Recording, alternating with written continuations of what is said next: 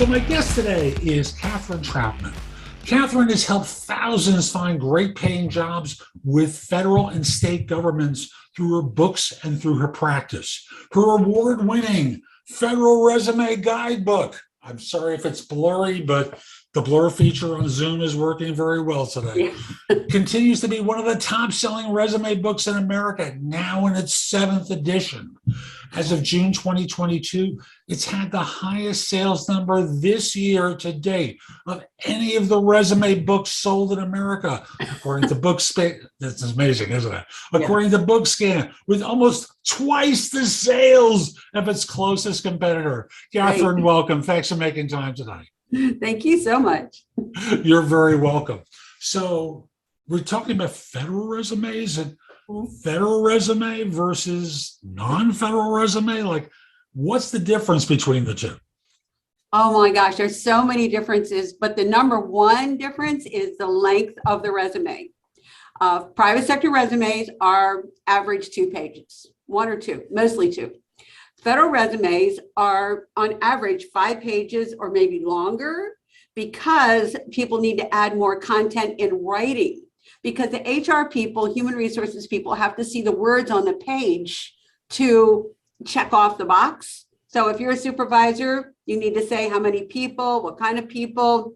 Where a private sector, you might just say supervisor. But you have to give more detail for federal. So length is the biggest difference. The second biggest difference is it has to match the announcement, but that's not really different. Private sector, you have to have that apple-to-apple thing also. So when you say announcement, you're talking about the job ad, the job description, something along those lines. And it's interesting because private sector, they don't want to see everything. They want to get an idea that you've matched the requirements, but they work with the assumption that when they interview you, they're going to confirm all the details there. And you're saying the federal resume, state as well, want to see everything. On paper, black and white, that's right. If you don't put it in black and white that shows that you have the 1 year or 3 years of specialized experience, you might not get best qualified. It's very important. So let's say we're talking about a 3-year person. Would you have a summary area that says 3 years of experience or 3+ years of experience working with whatever it is that's in the announcement? You can if you want, but better than that would be to just go to the work history section in the resume and show that you had job number 1 is 1 year of experience in this field of work at this level. Job number 2 is 2 years experience in this field at that level. So they really want to see the dates in the work history section that shows the 3 years. That's where they want to look. Fascinating. And very different than private sector. So how does the government respond if there's a gap between the two jobs where it's been 1 year and 2 years, but in the middle there's another position in there? How do they tend to think of that? They don't care. They don't care. No. They don't care. And private sector, many firms will.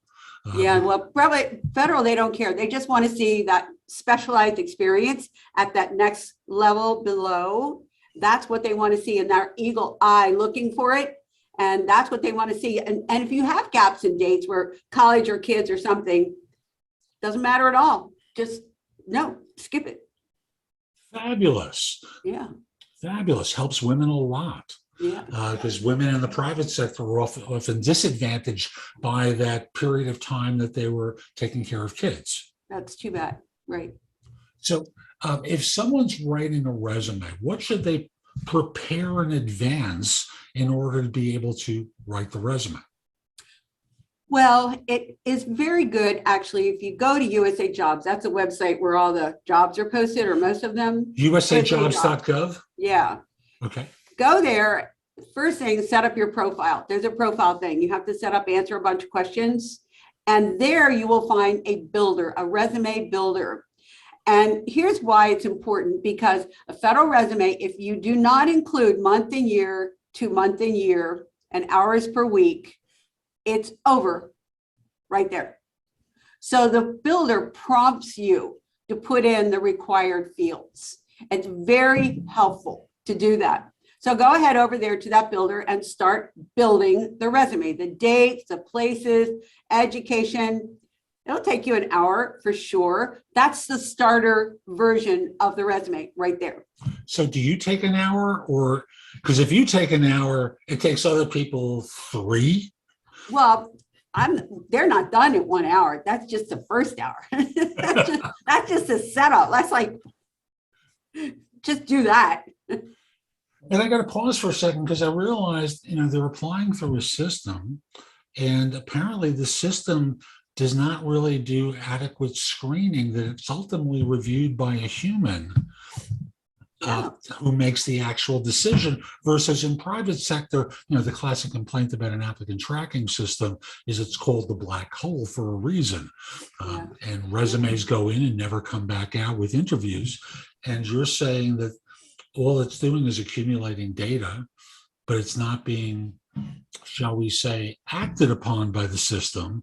Oh, no, humans make those decisions. No, it's not. You just begin the building there, and then there's more to do, but nobody looks at it there. It's just you're building your own resume. The only way they'll look at your resume is if you actually submit for a job.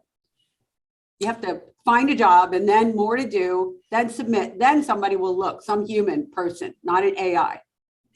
So again, just making sure I'm hearing this right. You're saying this is just like, I'll use another equivalent, a LinkedIn profile that resides on USA.gov. Yeah, yeah, that's right.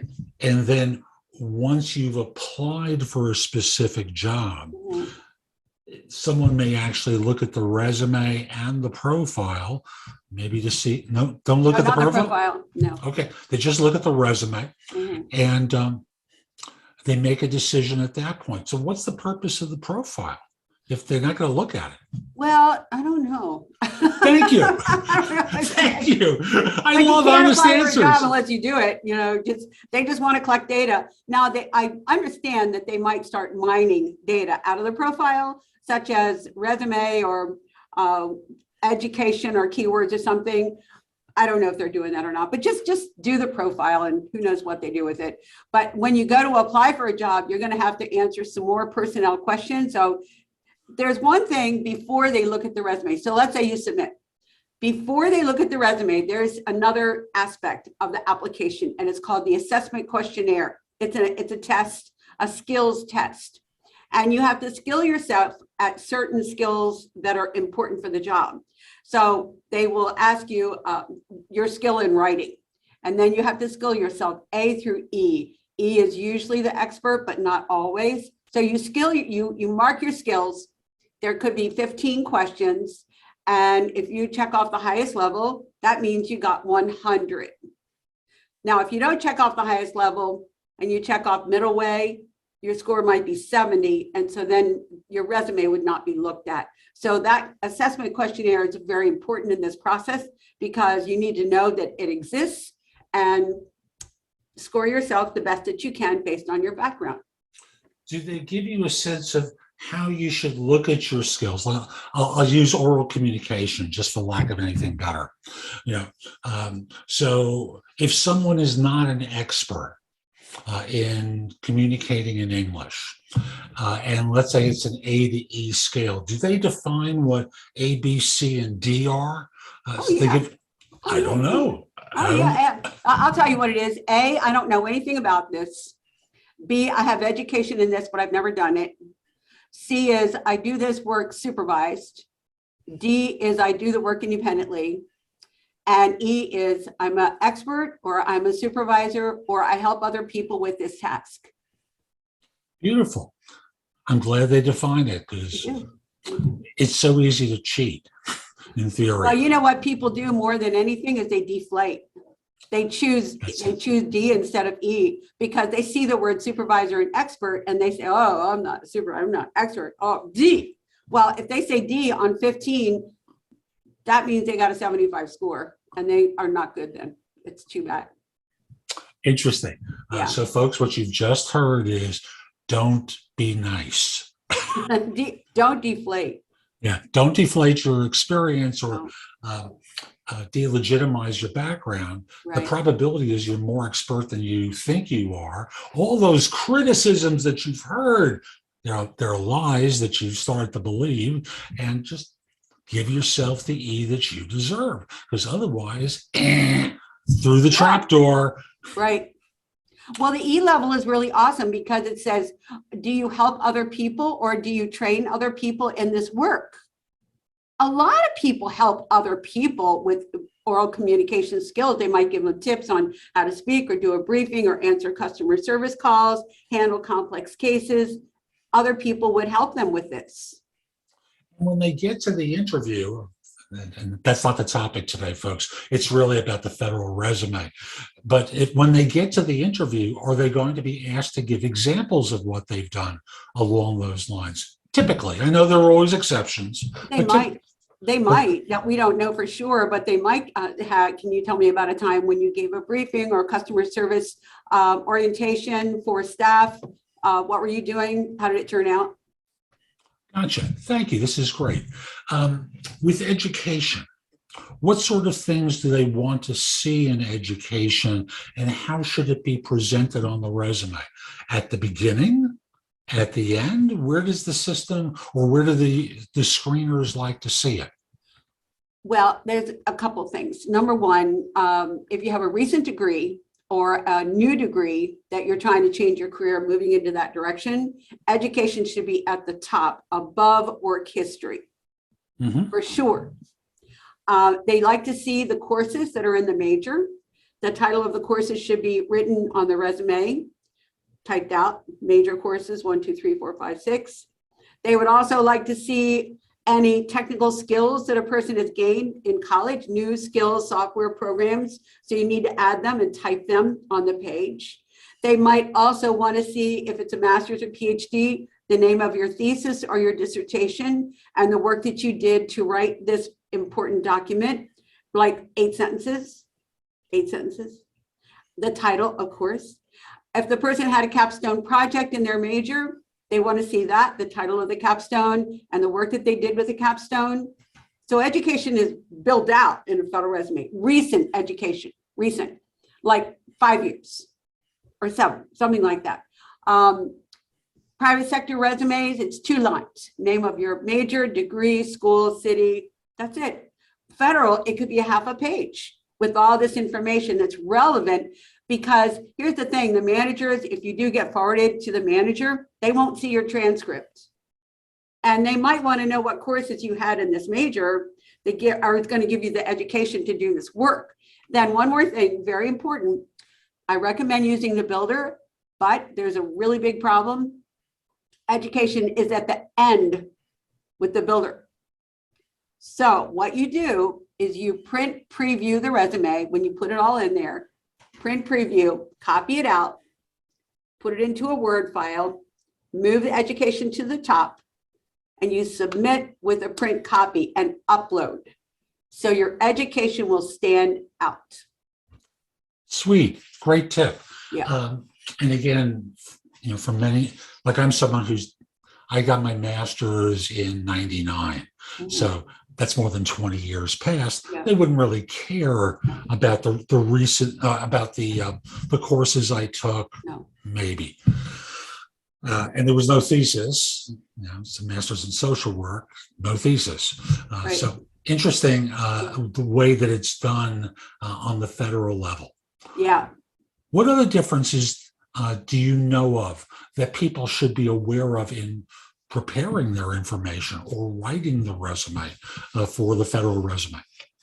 Well, the vacancy announcements in USA Jobs are kind of long and complicated, and people don't know which section of the resume of the announcement is the most important to match to their resume. That's a key.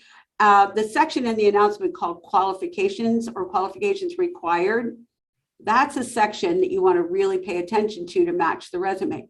And that announcement will usually say your resume must include 1 year specialized experience in 1, 2, 3, 4, like 4 or 5 things that they want to see 1 year.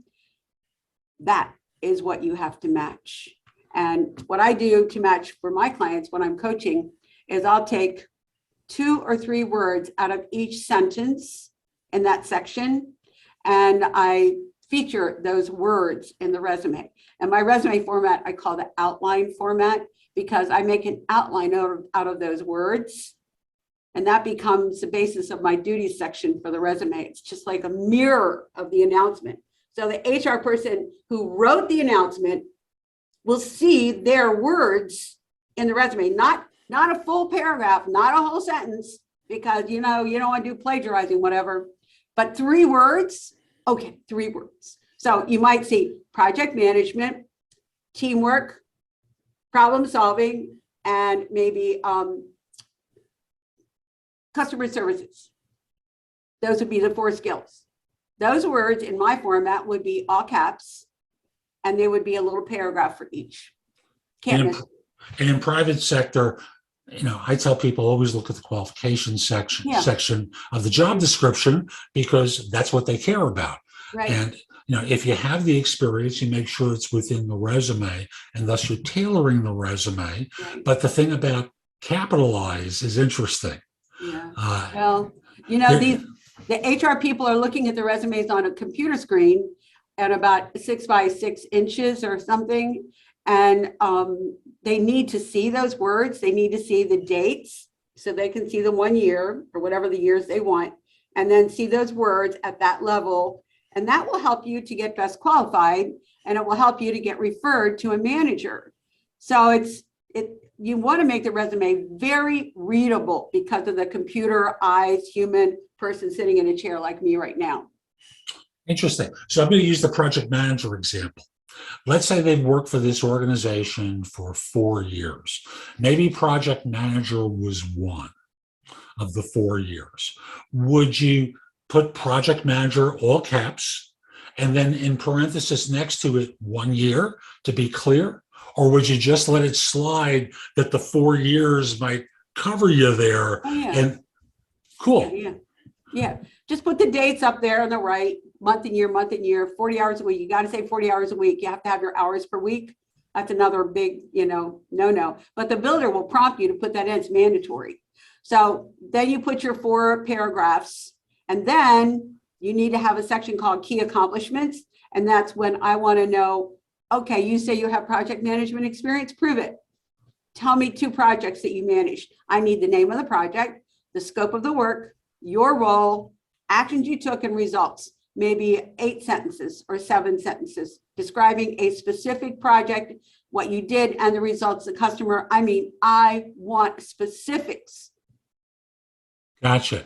And it sounds like the way you stated that, what Catherine sounded like she was saying to me is like, follow the STAR format and just put it into the resume. Don't wait for them to invite you in, because you're never going to be invited in.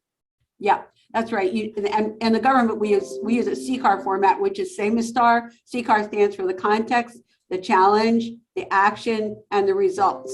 It's the same as STAR, though. Yeah. What else should people be ready for when putting their resume together? And by the way, for those of you who are going to be listening to this as a podcast, she has a sample resume up on the wall behind her.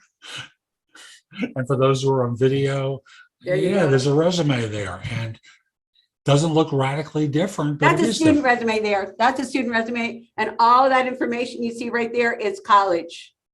Gotcha. The whole thing is college, right? Gotcha. So back to you.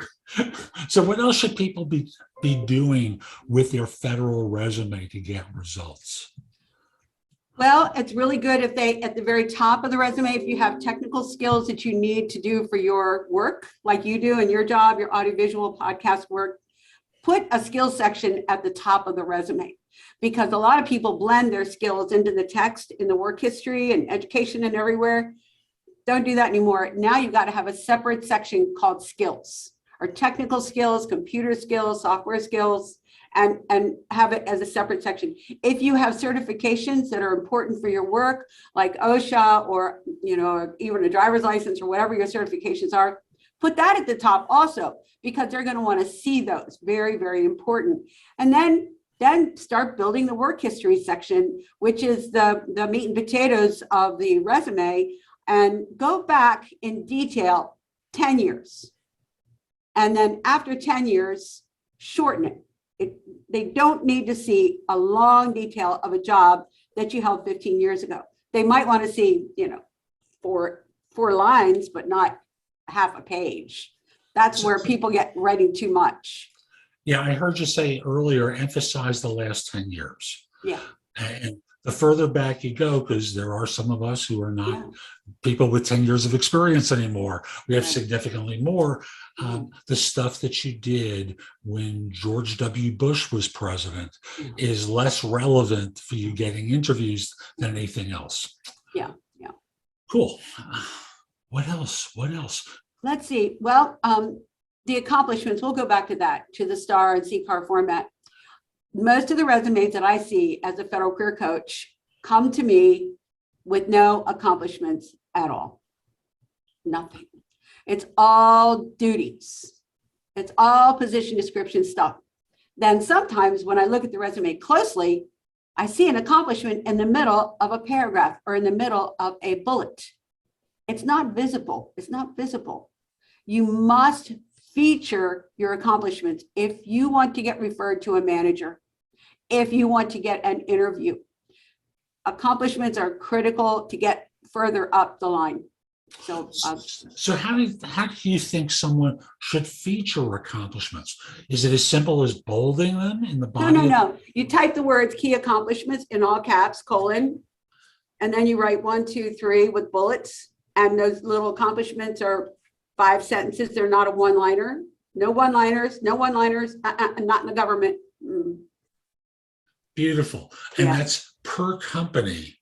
You put is that the preferred? Or do you tend to do it for the overall resume, key accomplishments? No. Per company. Keep it in the work history. Keep it anchored to the dates where it was done. Anchored to the dates. Yeah. So cool. Yeah. What I'm hearing you say repeatedly, and I'm testing it just to make sure I'm understanding it, is that the government wants meticulous detail of what you did, how you went about doing it, the dates involved, the number of hours per week that you work. Yeah. Because there is a difference in value to someone who's working 10 hours a week versus 40 to 60 hours a week doing that kind of work. And they just want to know. They don't want to do a lot of work digging it out of you. They won't tell it. Right. They won't do it. It's done. It's done. And here's some really good news. This is not a black hole situation. You will get emails from OPM that will tell you the Office of Personnel Management? Yes. Okay. It will tell you what's happening with your resume. Make sure you look in your spam folder because no doubt they're going to go there. So look for the emails and it will say right on the email, you were found to be ineligible, maybe, because maybe you did something wrong. You did not show the 1 year specialized. Or it might say you were found to be best qualified and referred to a supervisor. What? Miracle upon miracles. Hallelujah. I know, it's like a party. And so if you see that word referred, that means the resume is on the desk of the manager. Wow. Who gets resumes on desks? Come on. They really do. They actually do that. Really do? Yeah, they print them. That's why the USA Jobs, the builder resumes are not so good because you have to print it for them. So then if you're on the desk and we don't know how many they forward, it could be 10 or 15 or 30 or 50, or I don't know for sure, it depends on the job. So you're on the desk and the manager is going to look at all of them, I'm hoping, and they decide who to interview. They might interview 5 to 10 people, maybe 5 or 7. You want to be chosen for the interview. You really do. You want that interview. So the accomplishments and the technical skills and the way the resume is presented and easy to read is very important for you to get picked out for the interview. Very important. So my format that's in that book you just showed is really good. That one there. And thus, what we're talking about a 5-page resume. Student resume is probably shorter. Yeah, 3 pages. Yeah, student. Yeah. 3 for a student. I worked at a pool. Look at that. Look at that. That's one education section right there. That's one.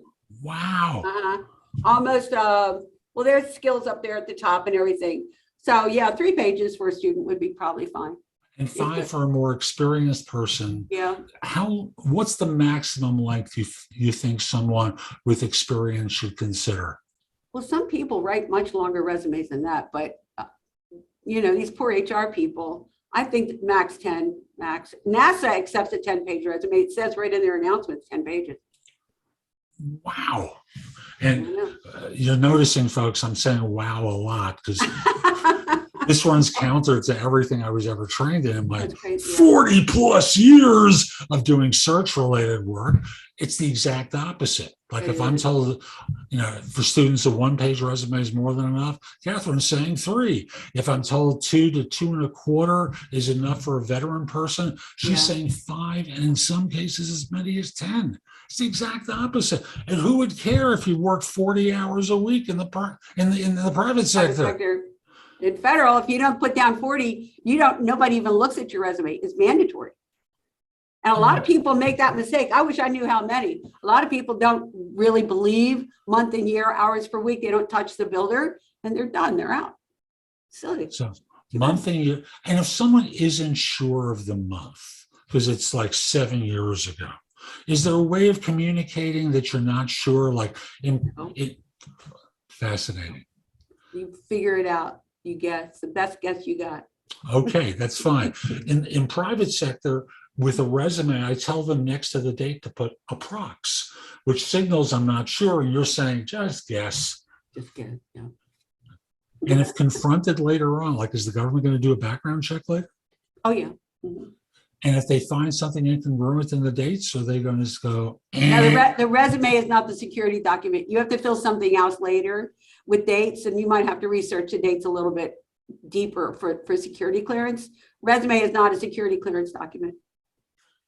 Fabulous. Thank you. This is fabulous. What haven't we covered yet that we really should? Oh, let's see. The interview is another test.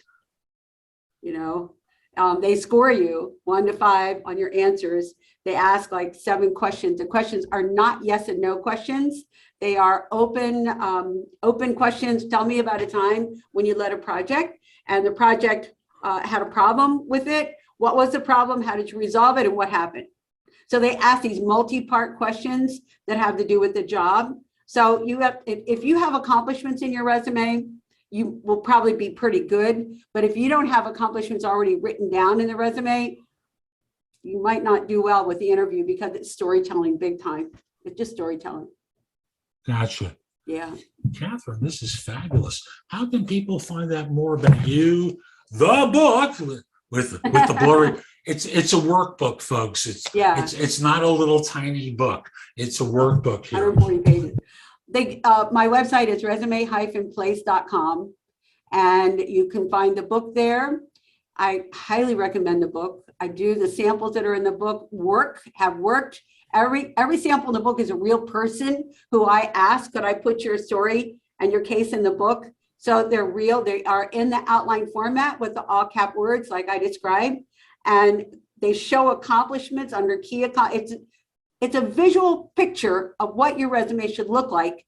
Federal, very important, very. And what's cool is she also shows you resumes that don't work. Yeah, so you can make comparisons. Yeah, the before and after are pretty profound. So, and right in the very beginning of the book, I have 4 before and afters, and it's stunning. Skinny little bullets, and then a big block of words, and then the awesome outline format right there. Catherine, this has been fabulous. Thank you. And folks, we'll be back soon with more. I'm Jeff Altman, the Big Game Hunter. Hope you enjoyed this interview. If you did and you're watching on YouTube, share it, leave a comment, do something that lets people know it was worthwhile. Also, I'm going to remind you, visit my website, thebiggamehunter.us. There's a ton in the blog that's going to help you with job search, hiring more effectively, management leadership, resolving workplace issues, career change, a whole bunch of stuff there that will help you. And you can find out about my courses, which you can rent or buy, my books and guides. Again, a lot there to help you. Lastly, connect with me on LinkedIn at linkedin.com/IN/the Big Game Hunter. Have a terrific day. And most importantly, be great.